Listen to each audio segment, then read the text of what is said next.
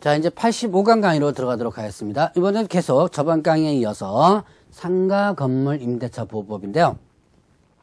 자, 이 상가 건물 임대차 보호법에서 이제 주택임대차 보호법과 또 다른, 자, 계약갱신 요구 부분도 주택임대차 보호법에 없는 내용이지만 이 권리금 내용도 주택임대차 보호법에 없는 내용이고요. 이거는, 제 작년에 생겼던 부분입니다. 2015년 때 새롭게 들어온 내용으로서 사실 배우다 보면 뭔가 좀 이상해요. 엉터리로만 개정돼가지고 문제가 좀 많아요. 그러나 문제가 많더라도 법은 법이기 때문에 여러분들이 공부를 좀 해놓고요. 앞으로 개정된다고 하는데 언제 개정할지 모르겠습니다. 개정되면 그때 다시 한번 체크를 해서 한번 또 강의를 또 하도록 하죠. 자, 이때 권리금과 관련된 부분인데요. 자, 권리금은 임대차 목적물인 상가 건물에서 영업을 하는 자 또는 영업을 하려는 자, 영업하는 자나 하려는 자가 영업시설의 비품, 거래처, 신용영업사 노하우, 상가 건물의 위치에 따른 영업상의 자, 유형, 무형의 재산적 가치의 양도 또는 이용대가, 재산적 가치의 양도나 그 이용대가로서 임대인이나 임차인에게 보증금과 차임외에 지급하는 금전의 대가다. 금전의 대가를 뭐라 한다? 권리금이다. 권리금은 판례상 나타난 부분에 있어서 법조문에 이렇게 규정되었습니다. 그러니까 이거는 뭐 달달달 외울 필요 없이 그렇구나라고 해서 그냥 넘어가면 돼요. 자, 그러면 권리금 계약이 있습니다. 자, 이 권리금 계약의 이걸 잘 보셔야 돼요. 계약의 주체자가 누군지를. 신규 임차인이 되려는 자가 임차인에게 권리금을 지급하기로 하는 계약이다. 자, 신규 임차인이 되려는 자가 임대인에게, 이렇게 되면 틀리죠. 자, 그때 임대인이 임차인에게 이렇게 하면 틀리죠. 자, 조심하시기 바랍니다. 누가 누구에게, 신규 임차인이 되는 자가 누구에게, 임차인에게 이렇게 된 거죠. 그 권리금을 지급하는 계약을 권리금 계약이라고 한다. 자, 그러면 이때 권리금의 회수 기회를 부여하는데요. 자, 임대인은 임대차 기간이 끝나기 3개월 전부터 임대차 종료시까지, 자, 3개월 전부터 임대차 종료시까지 권리금 계약에 따라 임차인이 주선한 신규 임차인이 되는 자로부터 권리금을 지급받을 것을 방해서는 한다. 자, 임차인이 주선한 신규 임차인이 되는 자로부터 권리금을 지급받을 것을 방해서는 안 된다. 방해 금지가 끝나기 3개월 전부터 종료시까지예요. 자, 그러면 이때 누구가 임차인이 주선한 신규 임차인. 자, 여기서 임대인이 주선한 신규 임차인이 아닙니다. 임차인이 주선한 신규 임차인이 되는 자로부터 권리금을 지급받을 것을 방해서는 안 된다. 자, 그러면 이때 계약갱신 요구를 거절해서 사유의 어느 하나에 해당하는 경우에는 일단 제외한다 그러는데요. 그런데 이제 예를 들어서 계약갱신 요구를 거절한 사유, 대표는 뭐예요? 3개 차임을 연체한 경우 이런 거죠. 예를 들어서 3개 차임을 연체하는 경우라든가 이런 경우는 일단은 방해도 된다는 얘기예요. 이 방해 금지 규정이 적용되지 않는 거죠. 자, 그러면 이때 금지되는 방해인을 보게 되면요. 임차인이 주선한 신규 임차인이 되려는 자. 누가 주선한 거예요? 임차인이 주선한 신규 임차인이 되려는 자에게 권리금을 요구하거나 누가? 임대인이 권리금을 요구하거나 임차인이 주선한 신규 임차인이 되는 자로부터 권리금을 수수하는 행위. 누가 하는 거예요? 그러니까 권리금을 요구하거나 수수하는 것은 누가? 임대인이 이렇게 하면 안 된다는 거죠. 임차인이 주선한 신규 임차인 되려는 자로부터.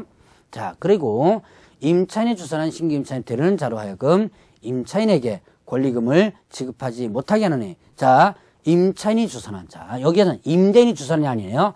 임차인이 주선한 신규 임차인이 되려는 자는 자로 하여금. 자, 이게 임차인이 주선한 신규 임차인자에게 얘한테 권리금 주지 마. 이렇게 요구하는 거죠. 그렇게 해서는 안 된다라는 부분이에요. 자, 그 다음에 또 임차인이 주선한 신규 임차인이 되는 자에게 상가 건물에 관한 조세 공과금, 주변 상가 건물의 차임 보증금 그 밖의 부담에 따른 금액에 비추어 현저히 고액의 차임과 보증금을 요구하는 행위. 자, 이건 뭐냐면 상가 임대차 보증금이나 월세를 이걸 너무 터무니없이 시세보다 너무 터무니없이 요구하는 거예요. 그래놓고 뭐 하는 거야? 하든지 말든지 맘대로 해. 대부분 계약을 깨려고만 요구하는 경우가 있죠. 계약을 깨려고 요구할 때 이렇게 터무니없이 요구하는 경우가 많아요. 자, 이렇게 해서는 안 된다라고 하는 부분이죠.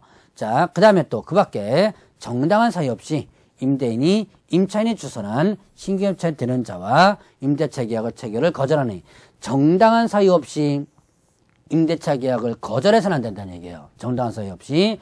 자, 이렇게 금지되는 행위, 결국 금지되는 행위는 결국 누구에게는 누가요? 자, 임차인이 주선. 자, 임대인이 주선은 아니에요. 임차인이 주선한 신규 임차인에게 뭐 보증금을 받거나 요구하거나 또 권리금 지급하지 못하게 하거나 아니면 또 터무니없이 보증금이나 월세를 요구하거나 그 외에도 임대차 계약을 거절하거나 이렇게 하면 안 된다는 얘기죠. 자, 그러면 이때 이제 임대차 계약 체결을 거절하지 못한다 그러는데요. 거절할 수 있는 예외적인 규정이 있습니다.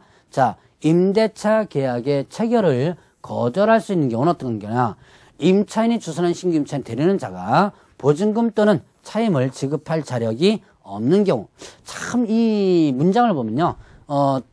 엉터리로 개정됐다는, 이 엉터리로 만들었다는 것이 상당히 많이 보이는데 여러분들도 이해가 잘 안 되는 경우가 있을 거예요. 이거는 국회에서 법을 만들 때 적어도 이 법을 만드는 사람이 상가임대차를 한 번이라도 좀 임차인이거나 임대인으로서 한 번이라도 좀 해본 사람이 하나도 없는 것 같아요. 그래서 자, 이런 보면 좀 이게 이해가 안 되는 경우가 좀 많습니다. 임차인이 주선한 신규 임차인 되려는 자가 보증금 또는 차임을 지급할 자력이 없는 경우 실제로 어떻게 알아요, 이걸? 들어오는 사람이 자력이 있는지 없는지 실제로 모르거든요. 자, 그러면 또한 임차인이 주선한 신규 임차인이 되려는 자가 임차인으로서 의무를 위반할 우려가 있거나 그 밖에 임대차를 유지하기 어려운 상당한 사유가 있는 경우 의무를 위반할 우려가 있다가 한다면 그 도대체 의무를 위반할 우려가 어떻게 우려가 있는지는 모르죠. 자, 아주 자의적인 해석이 나올 수 있는 그런 부분입니다. 어쨌든 겨절 사유가 이런 부분이 있으니까 여러분들 이제 알아두고 넘어가셔야 돼요. 자, 그 외에도 임대차 목적물인 상가 건물을 자, 1년 6개월 이상 자, 숫자 기억해 놓으셔야 돼요. 1년 6개월 이상 영리 목적으로 사용하지 아니한 경우. 예를 들어서 1년 6개월 이상 예를 들어서 교회에 뭐 기부한다든가 그런 거죠. 자, 임대인이 선택한 신규 임대인이 선택한 신규 임차인이 임차인과 권리금 계약을 체결하고 그 권리금을 지급하는 경우 누가 선택한 신규 임차인이 임차인이 아니라 임대인이 선택한 신규 임차인이 임차인과 권리금 계약을 체결하고 권리금을 지급한다 라고 한다면 이때는 임차인이 주선한 신규 임차인과 계약을 체결을 거절할 수 있다라는 얘기죠. 자, 그래서 이 거절할 수 있는 사유들 잘 한번 체크해 보시고요. 특히 이 숫자 1년 6개월 요거 어려운지 좀 조심해서 보시기 바랍니다. 자, 그러면 손해배상 청구 관련된 부분인데요. 자, 임대인이 권리금을 지급받는 것을 방해하여 임차인에게 손해를 발생하게 한 때 그 손해를 배상할 책임이 있다. 자, 일단 권리금을 지급받을 것을 방해해가지고 임차인에게 손해를 발생하겠습니다. 그럴 때는 그 손해를 배상할 책임이 어떻게 된다? 있다. 손해배상 책임이 있는데요. 이때 그 손해배상액은 신규 임차인이 임차인에 지급하기로 한 권리금과 임대차 종료 당시에 권리금 중 낮은 금액을 넘지 못한다. 자, 손해배상을 청구할 수 있는데 손해배상 그 조건이 신규 임차인이 임차인에게 지급하기로 한 권리금과 임대차 종료 당시의 권리금 중에서 낮은 금액. 이게 도대체 뭐냐?